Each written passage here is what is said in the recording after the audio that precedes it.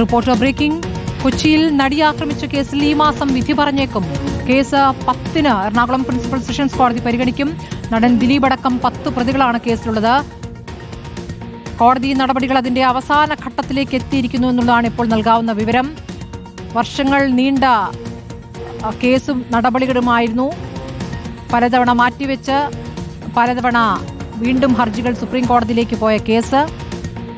നടൻ ദിലീപ് അടക്കം 10 പ്രതികളുള്ള കേസാണ്. വിചാരണ നടപടി പൂർത്തിയായത് 8 വർഷങ്ങൾക്ക് ശേഷമാണ് എന്നുള്ളതാണ്. എന്താകും വിധി എന്നുള്ളതാണ് ഏറ്റവും പ്രധാനപ്പെട്ട കാര്യം. ബലാത്സംഗത്തിന് കൊട്ടേഷൻ കൊടുത്തു എന്ന രാജ്യത്ത് തന്നെ കേട്ടുകേൾവിയില്ലാത്ത ആദ്യത്തെ കേസായിരുന്നു. ആ നിലയ്ക്കാണ് കേസ് ചർച്ച ചെയ്യപ്പെട്ടത്. റോഷിപാൽ, നടിയെ ആക്രമിച്ച കേസിൽ വിധി ഉണ്ടാകുമോ ഈ മാസം 10-ന്? ഈ നടിയാക്രമിച്ച കേസിന്റെ കോടതി നടപടികൾ പൂർത്തിയായിരിക്കുകയാണ്. നടിയാക്രമിച്ച കേസിൽ ഇനി വിധിയിലേക്കാണ്. ഈ മാസം അവസാനത്തോടെ വിധി ഉണ്ടാകുമെന്ന പ്രതീക്ഷയാണ്. കാരണം 10-ന് കേസ് പരിഗണിക്കുന്നുണ്ട്. ഒരുപക്ഷെ 10-ന് എപ്പോഴായിരിക്കും കോടതി വിധി പറയുക എന്ന കാര്യം പറയാനാണ് സാധ്യത. കാരണം നേരത്തെ പലവട്ടമായി നടിയാക്രമിച്ച കേസിന്റെ ശ്രമങ്ങൾക്കിടയിൽ അതുമായി ബന്ധപ്പെട്ട വ്യക്തത വരുത്താൻ വേണ്ടിയാണ് കോടതി ശ്രമിച്ചത്. ഈ കേസുമായി ബന്ധപ്പെട്ട പലവട്ടം കേസ് വിളിക്കുകയും ആ ഘട്ടത്തിലൊക്കെ ചില കാര്യങ്ങളിൽ ഈ കേസുമായി ബന്ധപ്പെട്ട വിചാരണയുമായി ബന്ധപ്പെട്ട കാര്യങ്ങളിൽ വ്യക്തത തേടാൻ തന്നെയാണ് കോടതി ശ്രമിച്ചത്. ഇനി അങ്ങോട്ട് വിധിയിലേക്ക് പോകുന്നു. ഏതാണ്ട് വർഷങ്ങൾ നീണ്ട കോടതി നടപടിക്രമങ്ങൾക്കിടയിലാണ് അവസാനമാണ് നടി ആക്രമിച്ച കേസിന്റെ വിധിയിലേക്ക് എത്തുന്നത്. നമുക്കറിയാം 2017 ഫെബ്രുവരി 17-നാണ് ഇങ്ങനെ ഒരുപക്ഷെ രാജ്യത്തെ തന്നെ നടുക്കിയ രീതിയിൽ കൊച്ചിയിൽ ഓടിക്കൊണ്ടിരിക്കുന്ന വാഹനത്തിൽ നടി ആക്രമിക്കപ്പെടുന്നത്. ആ കേസിന് ശേഷം പിന്നീട് 2ാം ഘട്ടത്തിൽ ഒരു അന്വേഷണം, അതൊരു തുടരന്വേഷണം നടന്നു. ആ തുടരന്വേഷണത്തിലാണ് ഏറ്റവും പ്രധാനമായും കേസിലെ പ്രധാന പ്രതിയും ഗൂഢാലോചനയുടെ പ്രധാനിയുമായ നടൻ ദിലീപിനെ കുറിക്കുന്ന തെളിവുകൾ, അത് ബാലചന്ദ്രകുമാറിന്റെ വെളിപ്പെടുത്തലിലൂടെ റിപ്പോർട്ടർ പുറത്തുവിടുന്നത്. പിന്നീട് ഒട്ടേറെ തെളിവുകൾ വന്നു. അത് ബൈജു പോലീസ് നേതൃത്വത്തിലുള്ള അന്വേഷണം, ഒടുവിൽ അന്വേഷണത്തിന് ശേഷമുള്ള പിന്നീടുള്ള അധിക കുറ്റപത്രത്തിലാണ് വിചാരണ നീണ്ടത്. നേരത്തെ സുപ്രീം കോടതിയിലടക്കം വിചാരണ നീളുന്നു എന്ന പരാതി എത്തിയതാണ്. അതിലൊക്കെ സുപ്രീം കോടതി തീർപ്പ് കൽപ്പിച്ച സമയക്രമം വളരെ വേഗത്തിൽ പൂർത്തിയാക്കണമെന്ന നിർദ്ദേശം നൽകി. ഇടയിൽ ജഡ്ജിയിൽ തന്നെ അവിശ്വാസം രേഖപ്പെടുത്തി ഈ ആക്രമിക്കപ്പെട്ട നടി രംഗത്ത് വന്നു. അങ്ങനെ ഒട്ടേറെ കാര്യങ്ങൾ ഇതുമായി ബന്ധപ്പെട്ട ചർച്ചയായതാണ്. ഒടുവിലാണ് ആ കേസിന്റെ വിധിയിലേക്ക് എത്തുന്നത്.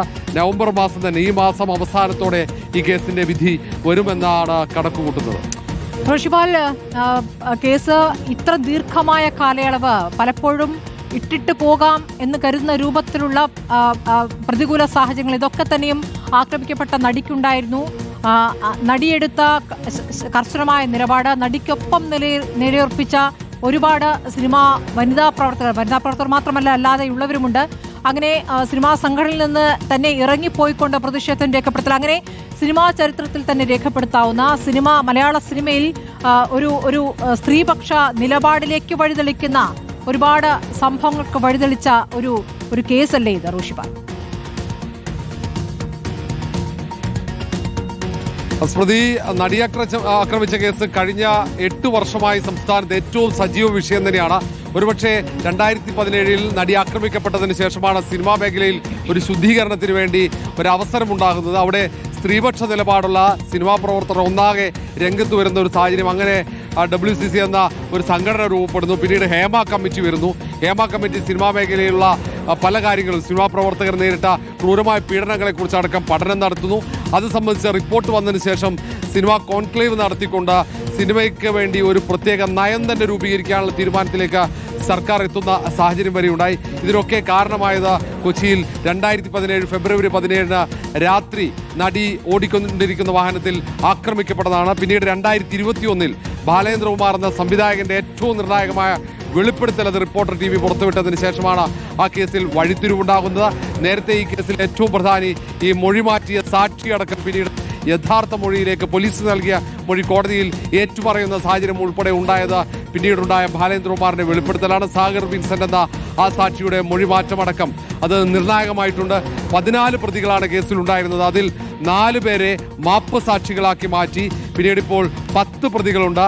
തുടരന്വേഷണത്തിൽ ദിലീപിന്റെ സുഹൃത്തായ ശരത്തിനെ അടക്കം പ്രതികരിച്ചുകൊണ്ടാണ് അന്വേഷണം മുന്നോട്ട് പോയത്. ഇതിൽ ഏറ്റവും പ്രധാനപ്പെട്ടത് മൊബൈൽ ഫോണുകളുടെ അടക്കമുള്ള തെളിവുകൾ നശിപ്പിക്കപ്പെട്ട് പിന്നീട് അത് വിശദമായ പരിശോധനയ്ക്ക് വിധേയമാക്കി.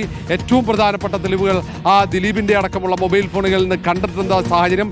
പിന്നീട് ഈ പീഡന ദൃശ്യങ്ങളടക്കം കോടതിയിൽ സുരക്ഷിതമല്ലെന്ന രീതിയിലേക്ക് കാര്യങ്ങൾ എത്തുന്നു.